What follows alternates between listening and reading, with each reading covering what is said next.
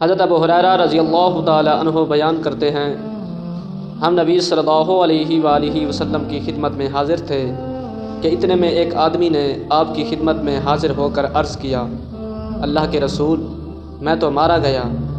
آپ صلی اللہ علیہ وآلہ وسلم نے فرمایا، تمہیں کیا ہوا؟ اس نے عرض کیا، میں روزے کی حالت میں اپنی اہلیہ سے جما کر بیٹھا ہوں۔ رسول اللہ صلی اللہ علیہ وآلہ وسلم نے فرمایا، کیا تمہارے پاس کوئی غلام ہے جسے تو آزاد کر دے؟ اس نے عرض کیا، نہیں۔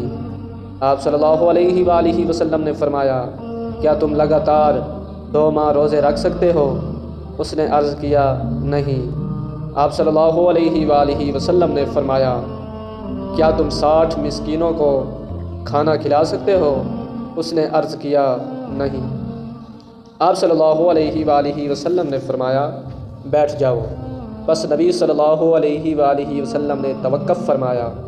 ہم اسی اثناء میں تھے کہ کھجوروں کا ایک بڑا ٹوکرا نبی صلی اللہ علیہ وآلہ وسلم کی خدمت میں پیش کیا گیا۔ آپ صلی اللہ علیہ وآلہ وسلم نے فرمایا، مسئلہ دریافت کرنے والا کہاں ہے؟ اس شخص نے عرض کیا، میں حاضر ہوں۔ آپ صلی اللہ علیہ وآلہ وسلم نے فرمایا، یہ لو، اسے صدقہ کر دو۔ اس آدمی نے عرض کیا، اللہ کے رسول، کیا میں اپنے سے زیادہ محتاج شخص پر صدقہ کروں؟ اللہ کی قسم، مدینہ میں 2 پتھریلے کناروں کے درمیان کوئی ایسا گھر نہیں جو میرے گھر والوں سے زیادہ ضرورت مند ہو۔ یہ سن کر نبی صلی اللہ علیہ وآلہ وسلم ہنسے کہ آپ کے دانت مبارک زہر ہو گئے۔